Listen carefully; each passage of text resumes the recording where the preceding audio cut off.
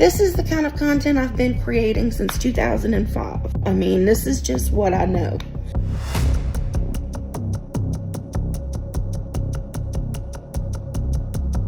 Drop me $1 million in my cash out. I'll stop Mukbangs altogether if I had that kind of income. What else can I do? I mean, I can't just quit.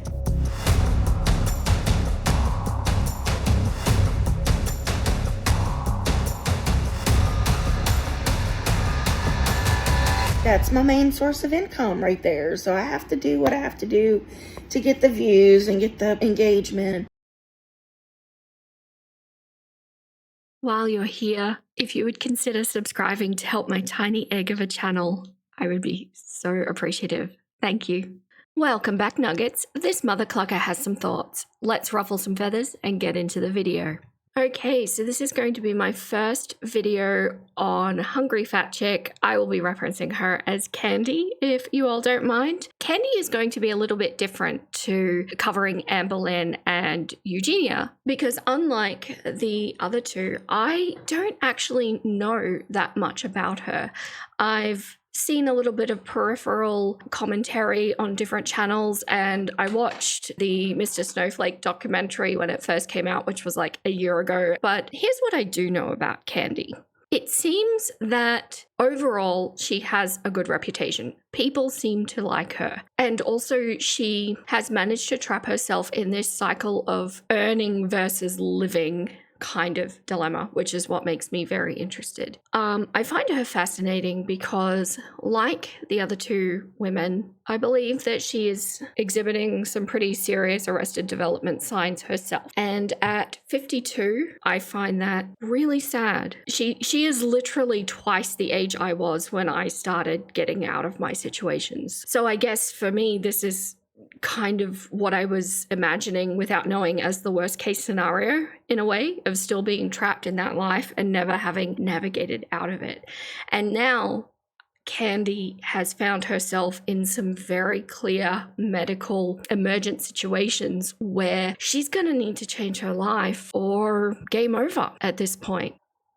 Now, something that I did find interesting before we get into the video, I'm going to be covering content that she's putting up on her second channel, which is Amazura Darkstar. This is her quote-unquote health channel, whereas Hungry Fat Chick is her main channel where all the mukbangs go. So it seems like she has a system of whatever isn't a mukbang will go on this second channel. And she's done a little bit of a health journey arc over December and January that I'm going to be addressing today. And bearing in mind that this is me doing this with really fresh eyes. I don't know much about her history. I don't know much about her motivations. So this is going to be a really interesting kind of raw reaction. And I might get some things right. I might get some things wrong, but I'm sure that you guys watching will probably know more than I do. So feel free to chime in the comments. Now, one thing I did notice as I was going through her videos, gathering some footage from both channels, I had a peek at the comments. And although everything that I've heard is overwhelmingly positive about her, she is getting about as many negative comments on her videos as what Amber Lynn does. So I'm immediately being drawn to this disconnect between her reputation versus what she's actually experiencing from her community. It's fascinating. But let's get into the video and see what she has to say. Hey y'all. Just mentally preparing myself to go out today. Apprehensive, but I know it's going to be okay. I've got my chair and we're going to be fine. So first thing that is hitting me overwhelmingly is the incredible sadness in her eyes. Like, she's laughing, but it's almost a laughter of sadness. So I find that interesting. I wonder if that's going to continue. Out here waiting for the Uber to get to my doctor's appointment. I'm nervous AF, but I know it's going to be okay. So here we go. So again, that kind of nervous, sad laughing. I am also hearing some pretty significant breathing issues going on. So I'm not familiar with her medical history, nor am I a doctor, but I'll just let you guys know her breathing pattern is so serious. I can actually see it on my waveform on my recording equipment. She basically can speak for 2 seconds before she needs to gasp. And this is a recurring pattern, even though she's in a seated position and at rest at the moment. So that's quite concerning. Well, I'm here. It's been incredibly difficult. A chair doesn't fit through the doors. That's been fun. But getting it done anyway. Okay, so I'm picking up a trend with that laughter. This is not positive laughter. It's just dripping in sadness, isn't it? There's almost this learned helplessness vibe going on. And for a woman of 52 in this condition, I'm getting the sense that she knows, and that what I suspect is that we're really kind of at the point of needing to turn this around, or put it this way, being in this kind of condition has a certain life expectancy on it. You know, good genetics are only going to take you so far before just the body decides to stop doing what it's been asked to do. And just the extreme sadness in her eyes is, it's touching. I don't feel as affected by Eugenia or Amberlynn, but it could be because I've been watching them for a lot longer and I've had time to desensitize. I don't know. Let's see. I reserve the right to change my mind, Nuggets. It went pretty good. Yeah, I got all kinds of medications. It's going to come to me. I got to go do x-rays or whatever sometime this week. They're not going to prescribe any weight loss medications until they get my labs back though. So anyway, it is happening.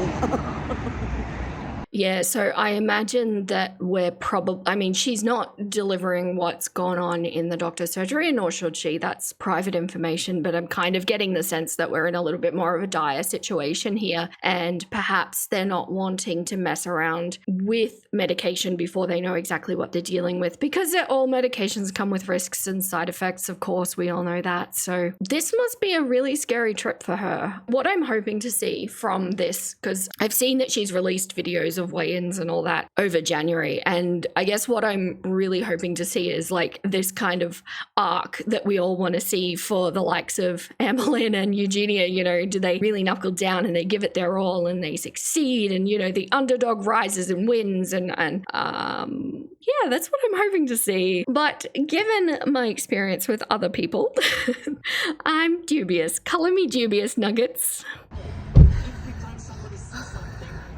This is so hard.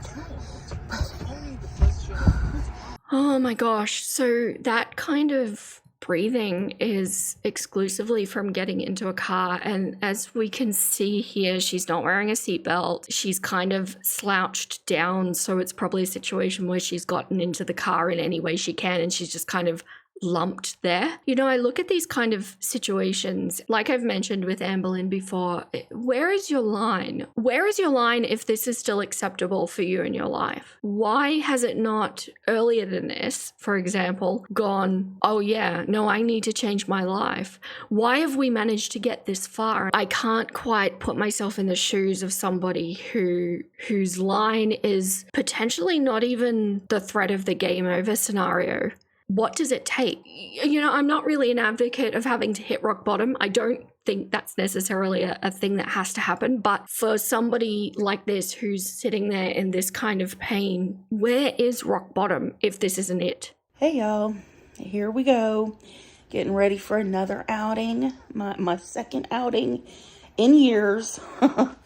So second outing in years. So she hasn't specified how long, but she's just been cooped up in her house for years, living by herself, doing mukbangs. I know she's got someone living with her at the moment, but she's just been sitting there and ordering food and doing online eccentric interest content. That's bleak. So she's kind of gotten herself into this really awkward position where she has to earn, and she perceives, note I say she perceives, that the only way she can do that is by continuing the eccentric interest content. Yeah, I'm going to get my x-rays done today. I found the place, and according to them, they can handle my size, so we shall see.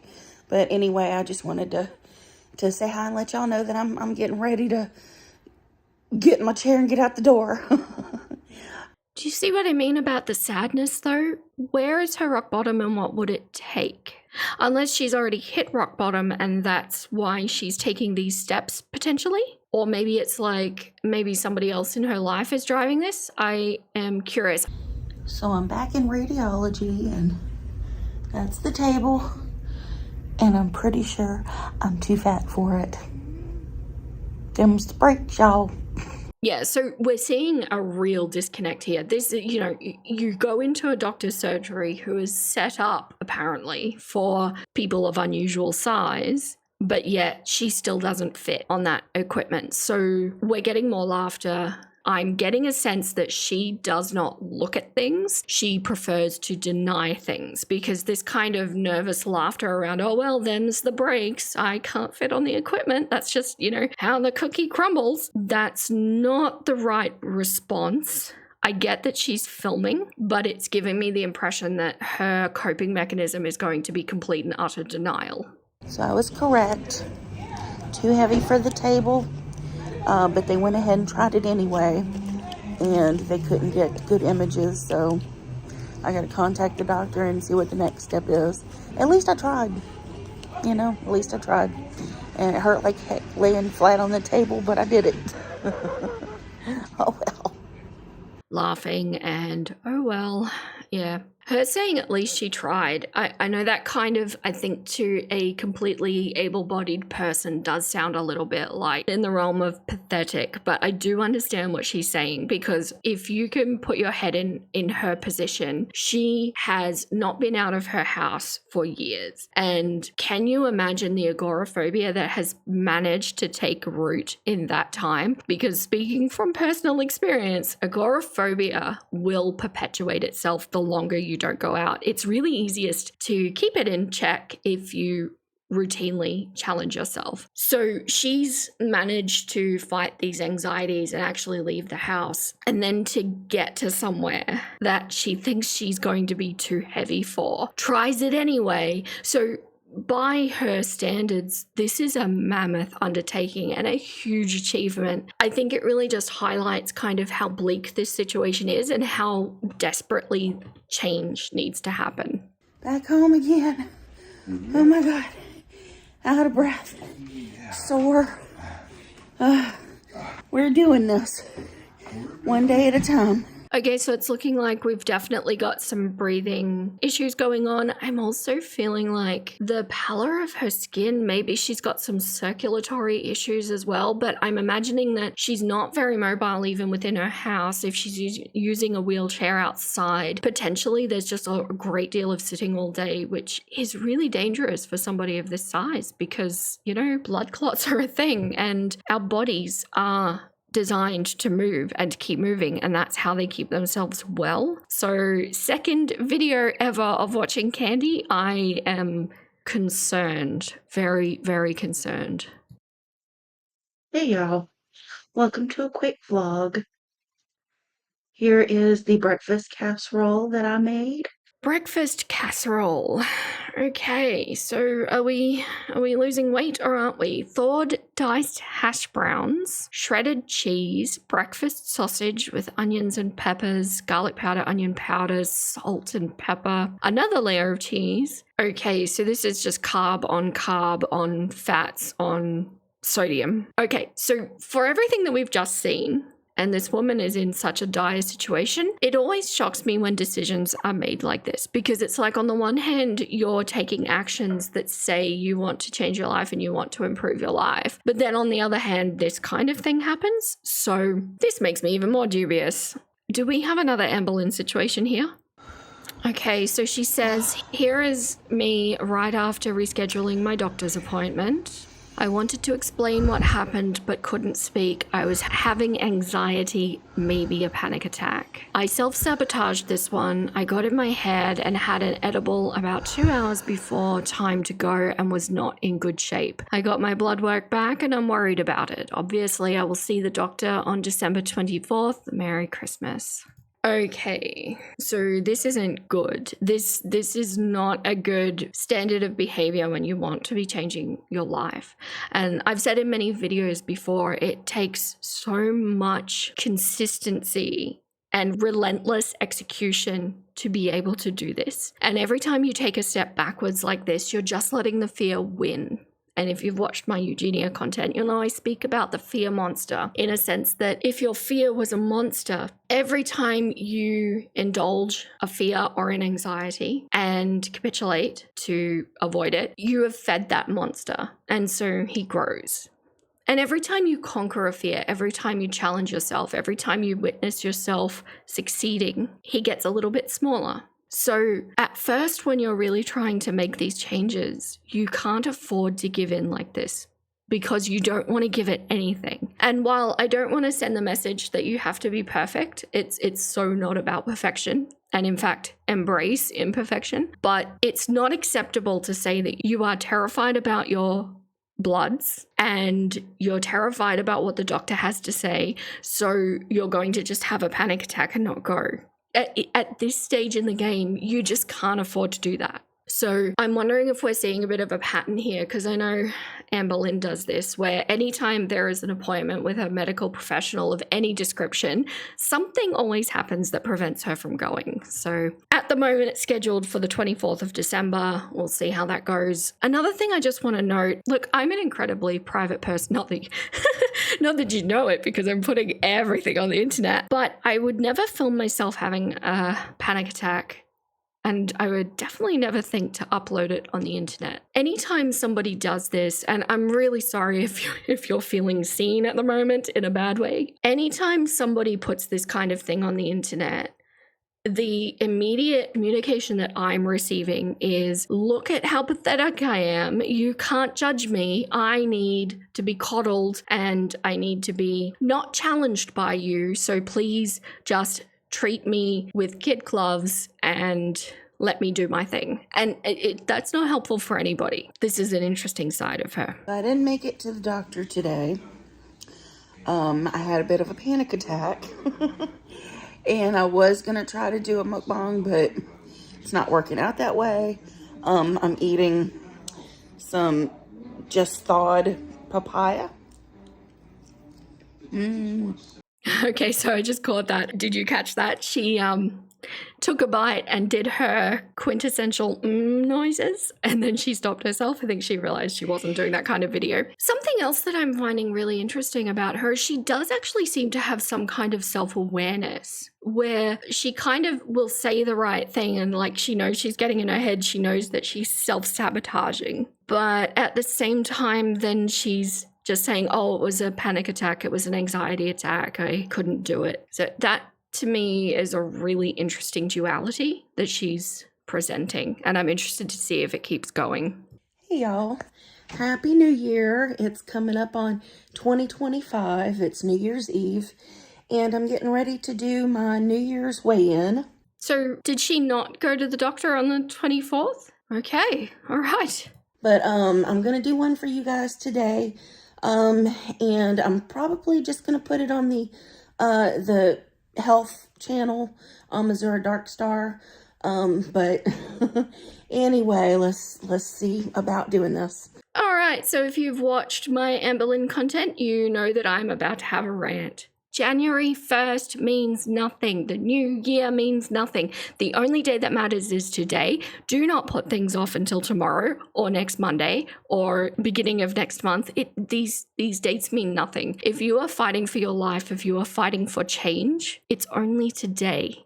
It doesn't matter what you did yesterday. It doesn't matter if you smashed it or if you clucked something up. It doesn't matter what you have planned for tomorrow. You don't need to worry about that right now. The only day is today. Just look after yourself today. That's all you need to do. All right, here we go. I see it might take me a minute to get up here. First, let me get up here. All right, let me pull my hand in. See how long it takes to... 419.2 pounds.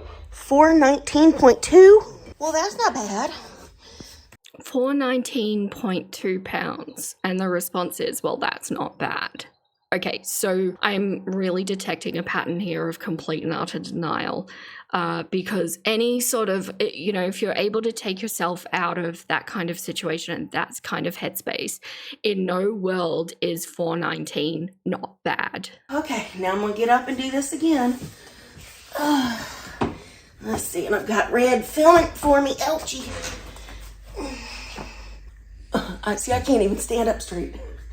Come on. Come on. Oh my goodness. Okay, so this is one step away from bedbound, right? This is barely mobile. And please don't mistake me, I'm not casting shade over anybody who's differently abled in any way. I think there's a difference between having a situation be put upon your body compared to something that you've actively done to your body. But where is this woman's line? We're already seeing missed doctor's appointments. We're seeing delusion over a weight not being too bad. And we're seeing her barely being able to walk and not even able to stand up straight. What will it take for her? 417.0 pounds. 417.0. All right. Whew. Okay, so I assume she's doing multiple takes to take an average, or do you think she'll just take the bottom one? I don't know. And it's worth noting that scales can actually change depending on how you're standing, and most ideally you want to stand up straight and try to stand the same every time, because you will get small fluctuations like that. Oh, all right, hands up. Oh. Ooh. Come on, lady. Ow. Crunchy. Hurry up, lady. 417.0 pounds. So you might know better than me. If I'm right about this kind of learned helplessness situation, where she's kind of putting out there that she is this meek and pathetic creature that needs care and needs kindness, that's quite substantially smaller than, say, somebody like Amberlynn, right? And Amberlynn is quite a lot younger than Candy, of course, and age is absolutely going to play a role here. But do we think it's at all possible that Candy has allowed herself to get into this condition? Whereas compared to Amberlynn, for example, I think that her line that I've been talking about is actually bedridden. So she's doing everything she can to avoid being bedridden, but not necessarily pushing far past that. So has it been okay in Candy's mind to just sit in a chair and eat and not challenge her body in any way, shape, or form? And now she's in her 50s and she's feeling all of the aches and pains that come with being in your 50s anyway, but then also adding to that a sedentary body that is not used to work, let alone hauling the kind of weight that she's asking it to haul. I'd be interested to know what you think. I'm not making a call either way. I'm just putting that out there. All right, so that's not too bad. I'm down 15 pounds from the last time I weighed in. I hope to do better in the new year. I hope this time next year I'm down at least 100 pounds. At least. That's the goal anyway. Okay, so a solid goal for the year, 100 pounds in a year. I'm trying to do the math because I'm not used to thinking in pounds. I'm an Aussie, okay? I know kilos. So 100 pounds is about 45 kilos, and that would work out to about 3.75 kilos a month. That should be achievable for her. That should be very achievable, with the point of losing a lot of it at the beginning and then slowing down a little bit. That should be good, but she's got to really commit. And I'm not really seeing that commitment yet. Okay, look, I just want to put this out here. I have studied nutrition. I don't in any way want to impugn somebody's lifestyle, nor do I want to give advice about this. I just want to say that I'm not really a fan in Candy's scenario of keto, just because she's aiming to shift the weight quickly, and I get that. I get that that's the point. But at the same time, she's also having conversations with doctors, and there might be some weight loss medication on the table in the future. So what I would really rather see her do is something that's going to be sustainable for the rest of her life. And this kind of thing doesn't start all at once necessarily. You need to make incremental changes in order to get your body to get used to it, in order to give your taste buds time to change, in order to give your brain a chance to get off being all hopped up on sugar. And so I don't love this for her, but at the same time, maybe just anything in the right direction is a good thing. Hey y'all, I'm gonna get ready to do a weigh-in today. 411.6 pounds. For 11.6. Okay, so we did see a little bit of weight loss in the last week. That's a good thing. I'm not going to show all of her iterations of weighing in because it's a lot of the same thing, but hey, a good week. We're at least on the right track. Hey y'all. Today is Friday, January 17th, and I'm getting ready to do my weigh-in for the day, for the week. And I haven't weighed since last Friday, so this will be a surprise, whatever it is. So I went to the doctor's on the 13th. We talked about, starting something for the diabetes, metformin.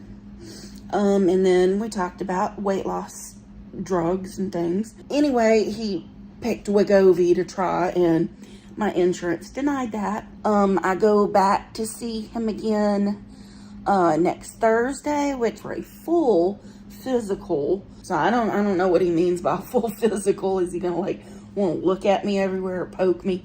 I don't know. I haven't had anything like a full physical in many years, so we'll see what that entails. Okay, so she seems pretty concerned about the full physical.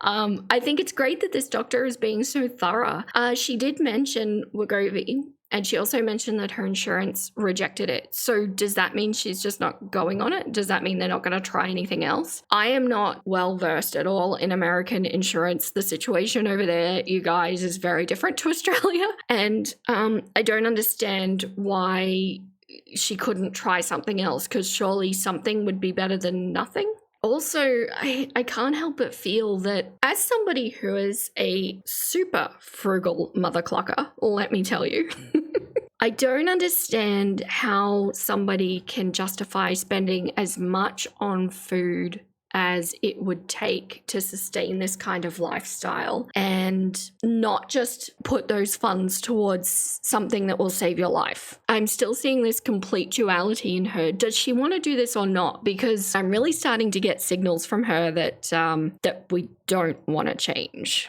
Come on. 412.2 pounds. We're 12.2. Okay, well, that's a little confusing. Maybe it's the swelling. So I'm up this week. Weird.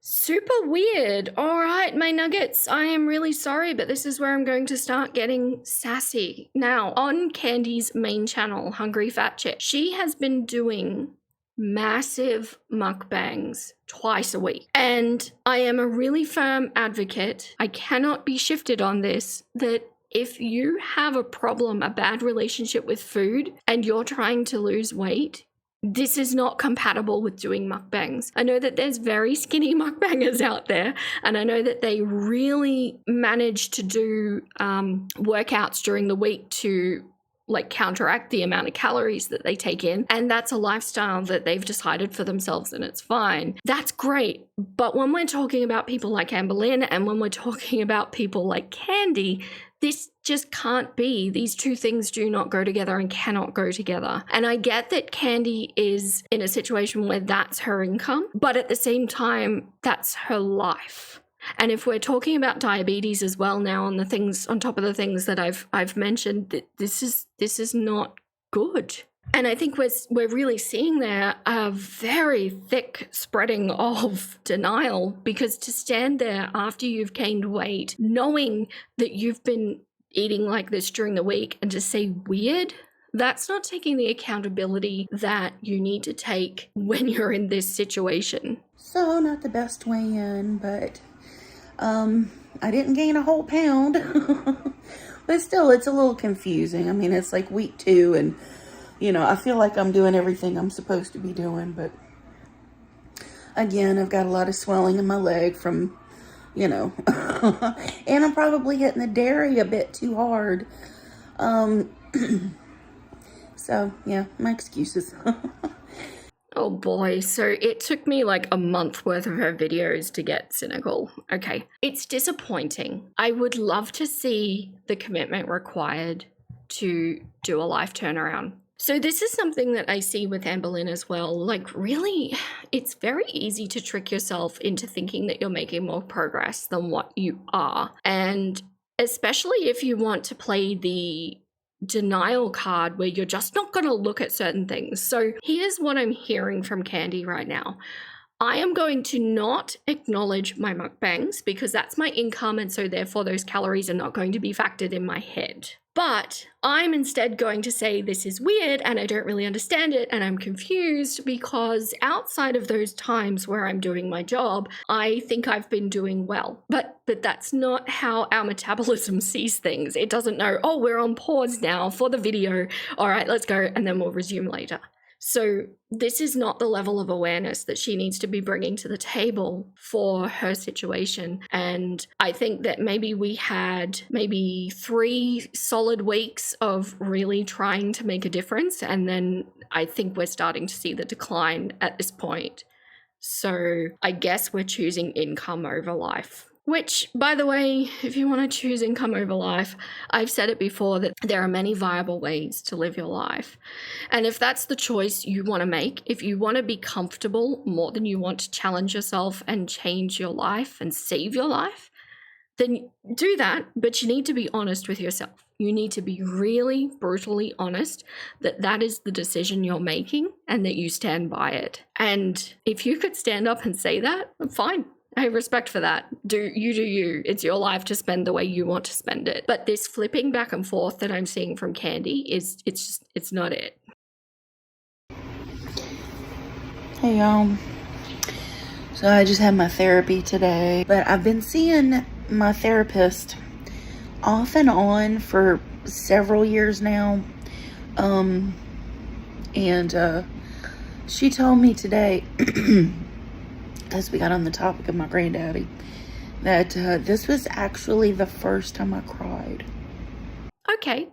So I know nothing about Candy's past trauma or past generally speaking. I think it's pretty logical to think that anybody who finds themselves in this kind of lifestyle, it makes sense that there's trauma in the background and undealt with trauma as well, and that's absolutely fine. I think it's good that she's seeing a therapist. If she feels that helps her work through things, I think that is a positive step. So I don't know if her grandfather is a positive or negative figure in her life. I don't know if she's talked about this at length in her videos, but I'm going to find out. We are on a journey, my nuggets. My granddaddy passed away. There was a lot going on, and I had a lot of things happening in my life then, and my granddaddy was always there for me, and I feel like I wasn't there for him in the way that I needed to be. Okay, good. So granddaddy was a good thing. So regrets of missed opportunities is, I think, just a reality that most people need to live with. And it's sad and it can be devastating. I would hate to see it be the reason that you're holding yourself back in life and potentially heading towards a premature game over for that. And I would not hesitate to guess that her grandfather wouldn't want her doing that. But if she's at this point and she still hasn't dealt with things from her past, I think a comfortable lifestyle can be a real security blanket for people. And I've said it once, I will keep saying it. Being comfortable is your enemy. Nothing great has ever come from being comfortable. You need to challenge yourself. You need to make yourself uncomfortable. That's where great things will be done. Yeah, so I cried for the first time in therapy today. So I don't know if that means anything. I guess it does, but I don't know about you. I'm a crier personally. And I hate this about myself because it's like, if I'm happy, I will cry. If I'm sad, I'm cry. If I am rageful, I will cry. And particularly when rageful, you're like, I am not upset. Do not pander to me. I am royally clucked off, but I'm crying. So I personally don't understand this, but good for her. Glad she's crying, I guess. Anyway, I got to do my weigh-in today, so I talked about that a lot too, and how my week has gone. How the last couple of weeks have gone on the new medication. It's not been fun. It's not been fun. And I'm rethinking everything about my diet. Not what kind of diet I'm on, but what kind of food I want to be putting in my body. Yeah, so I agree with that. I think she should be thinking about the kind of food that she wants to put in her body. And I think the mukbangs really need to be acknowledged and addressed. And I don't, for me personally, because I've had such a bad relationship with food, whether it's from one extreme to the other of eating disorder, it's so bad that it's bad for me to think about food too hard. So like diets and things like that, it's all thinking about food. I found it more productive to just have it as like a function. So I eat the same sorts of things every day, and I meal prep in advance so that there's no thinking required. There's no like, oh, maybe I could have this because I'm hungry earlier or whatever. No, because lunch is already made. I just need to like heat it up or whatever. And I think if you can kind of get yourself into that situation rather than dieting, it's a lot more sustainable long term. And you really, human bodies are so good at adapting that you start to really want that kind of food after a while, but it does take some time, and it takes persistence. Once again, relentless execution. That brings me to my doctor's appointment yesterday. Did not happen yesterday. I had to reschedule. I purchased a new rollator, one with a lower seat where I would be comfortable, and that has brake. And it was a couple of weeks ago that I ordered it, and there was a delivery window, and I made the appointment, just totally forgetting about that 3-day window, but then still leaving the appointment because I was hoping that it would come on one of the previous days, but it did not. Okay. So we are seeing a bit of an Anne Boleyn pattern coming up here.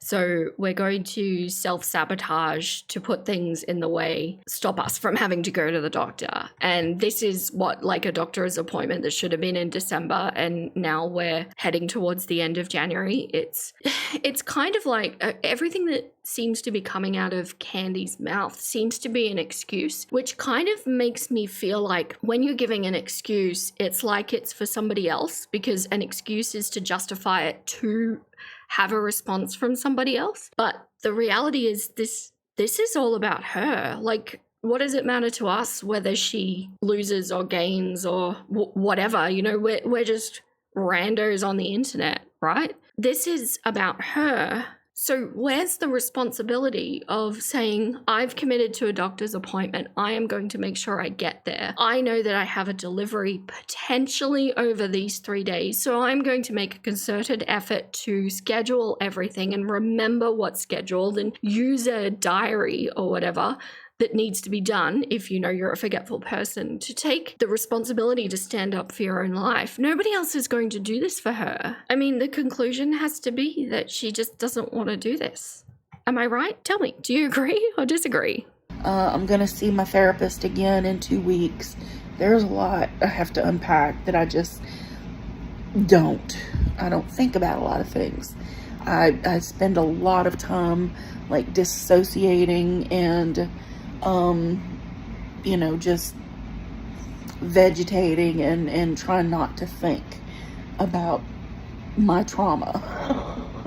Okay. So she is aware that she does this. So that makes it even more critical, when you're taking responsibility for your own life as a grown adult, you sometimes have to accommodate for your own little quirks and neurodivergent kind of situations.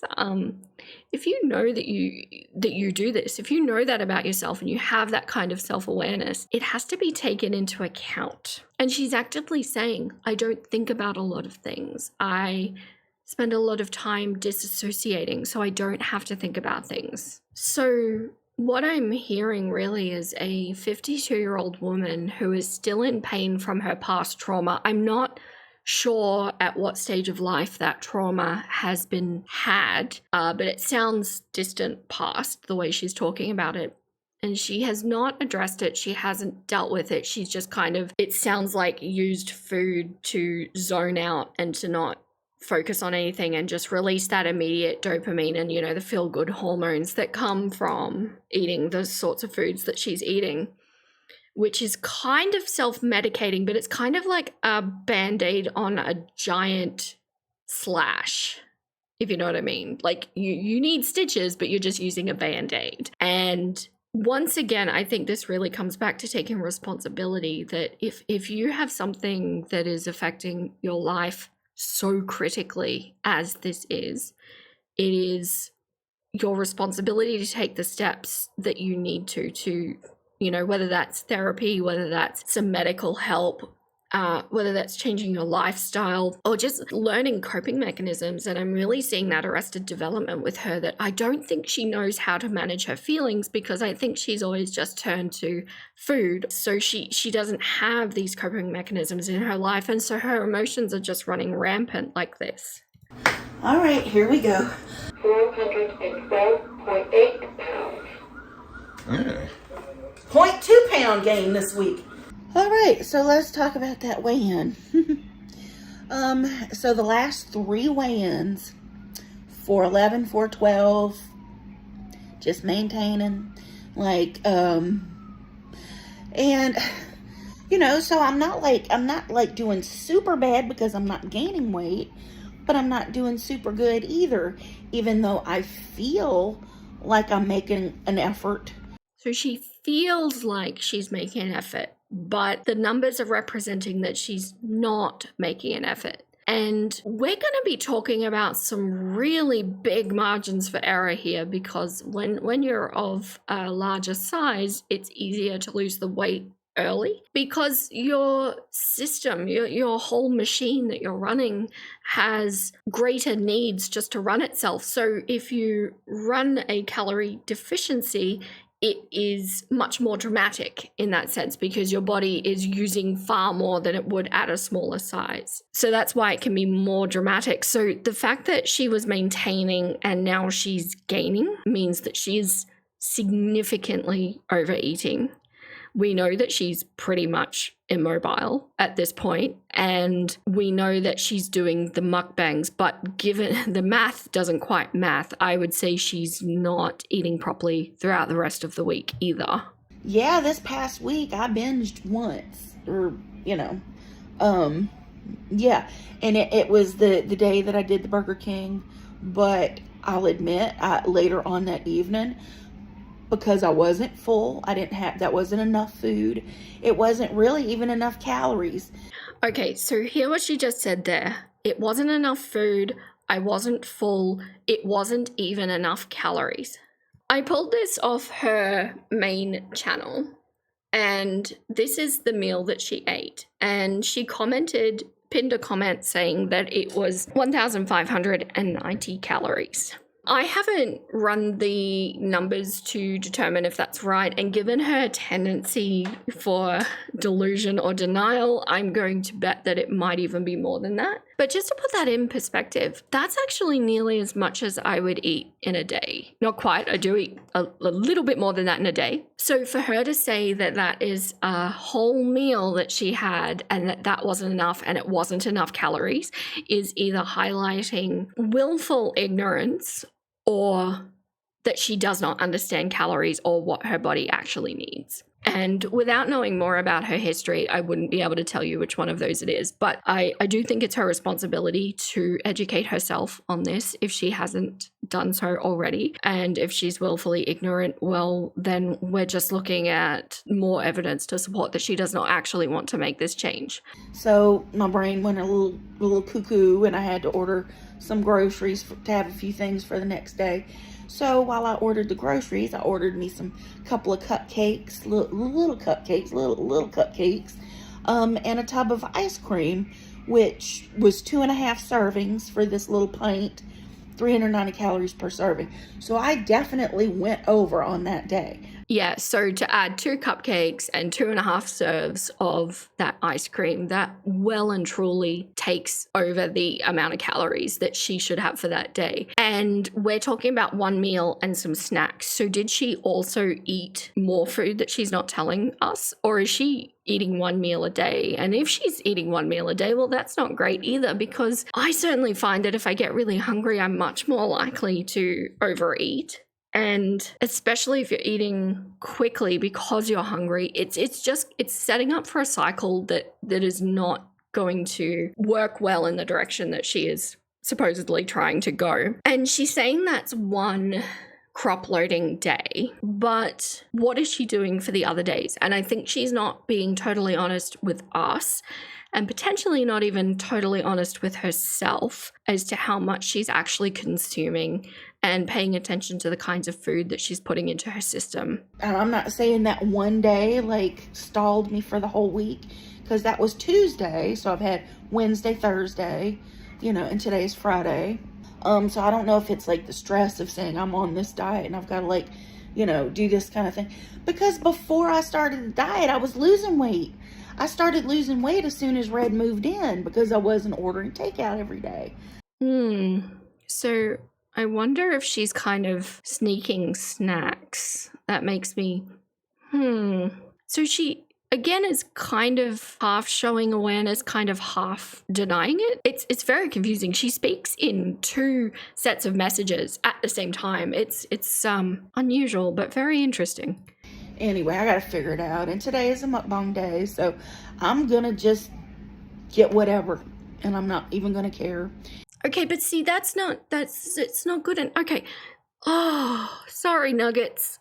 Let me think. I'm struggling to see why this woman has such a good reputation, because I don't think she's any different to any of the other lol cows. I don't know. I could be way off base there. Maybe I'm sure she's a lovely woman, but I have no words. I am without words, Nuggets. I just keep coming back to, you're an adult. As an adult, you want to do something to change your life, or you say you want to, but your actions say you don't want to. And so now you're saying, I'm just going to eat whatever. And I thought I'd go and look up what the whatever was. And it was this huge meal, really, really big meal. My husband's a big guy. I don't even think he could put this away. I really don't. And I think that highlights too that she doesn't really have a concept of what a normal amount of food is. Like what would be a good portion for a body to run on. And tomorrow I will, I'll pay more attention to what I'm eating tomorrow, and we'll see how I do next week. Did you catch that? That's sneaky language. I'll pay more attention to what I'm eating tomorrow. It's always tomorrow. It should never be tomorrow. It's always today. Today matters. Today. Hey y'all. Today is Friday, January 31st, and I'll be doing my weigh-in today. This last week was pretty much like the one before that, and maybe even the one before that, so I'm not really expecting a loss today, but I don't know. We're gonna see. So I guess looking after herself tomorrow didn't pan out. Okay, let's see. Let me put the brakes on so I have a little stability. Okay. 416.4 pounds. 416.4. Okay, it was a good week. Wait a minute. Yeah, I know, right? Huh? I know, huh? It don't make no sense. Okay, so we're pretty much back to where we started at the beginning of the month. Is that her ex-husband, Red? I'm kind of inclined to believe his reaction. What do you think? Do you think that was hamming it up for the video, or do you think he's legitimately surprised? I'm going to lean on the side that I think his reaction is real, and I think she's probably sneaking snacks behind his back. I think I think she's probably attempting to fool everybody who's watching her at this point. And her layer of denial that she has the ability to be able to overlay is probably to the point where she just goes, oh, this won't matter. This is just little. This is just for now. I'm just going to make myself feel better right now. It's just been a really bad day. I'm really going through a hard time, so I'm just going to have this. Tell me what you think, though. I'm interested to hear. So let's talk about that weigh-in. 4 pounds, okay? 4 pounds. You know, and I'm not going to say I don't know how that happened, because last Friday I had fried chicken. And then Tuesday I had pizza. So, you know, I didn't eat the leftovers. I didn't even eat the leftovers. I'm pretty sure I was doing okay for most of the week. See, again, that duality in her language. So she's going, I'm not going to pretend why it didn't happen because I had this rubbish food, but I didn't have leftovers.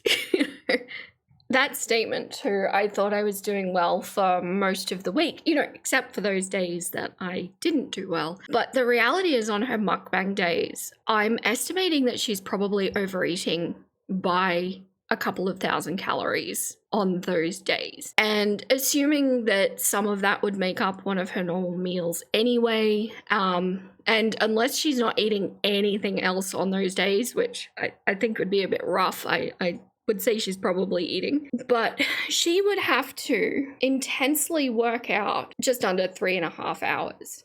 And the problem with what we're seeing here is we're seeing that she is barely mobile. So we know that she can't sustain that kind of activity right now, which means that if you're in that kind of situation, it really needs to be a nutritional change rather than relying on activity to cause the weight loss. So even though she feels like she's having periods throughout the week where she's doing really well, the problem is that the ones that she doesn't do well, it's impossible for her to possibly burn it off. And she would have to be like heavily restricting on the other days to counterbalance it, which is not ideal either. So to say that she's doing okay for most of the week, it's just not the point.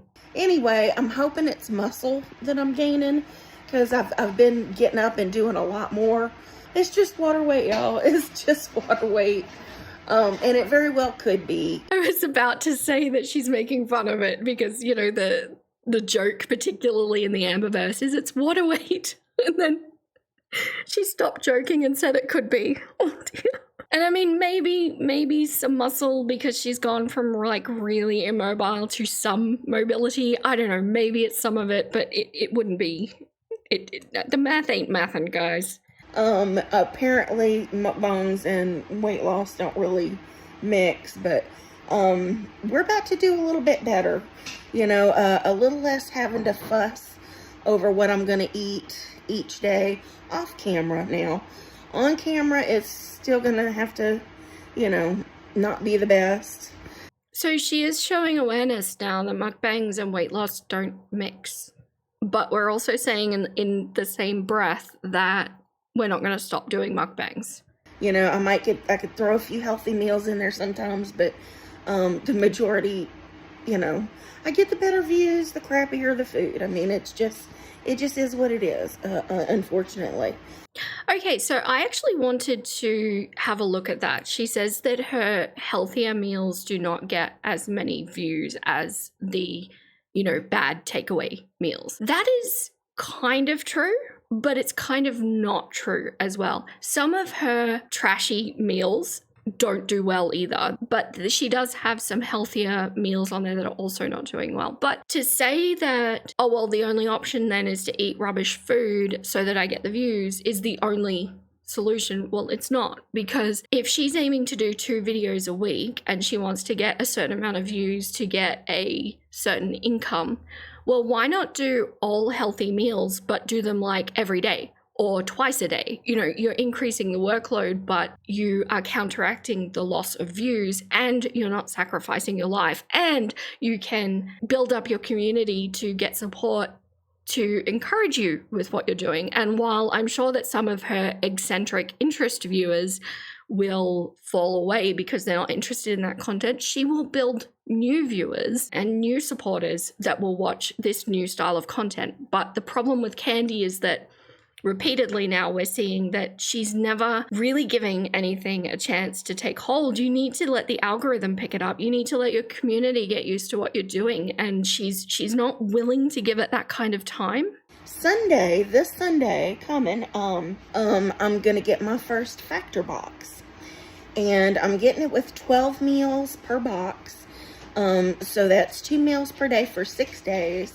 I'm gonna leave one day for like really crappy mukbang food, and another day something small, something light, maybe even something like a Factor Friday. I mean, I don't mind the idea of those, pre-packaged meal plans. I think it takes the pressure off having to think about, is this nutritionally balanced and is this good for me and how many calories does it have, which takes a bit more effort when you're working with raw food. But they are expensive though, and like she's just gone and said that she can't afford the weight loss medication without her insurance. So I don't know. She's got Red there to help her with her food. Why can he not meal prep? Why can't he, if he's doing all the cooking anyway, he can make a bunch of really healthy meals and then they can just eat them through the week. My main channel, I want to keep the content interesting.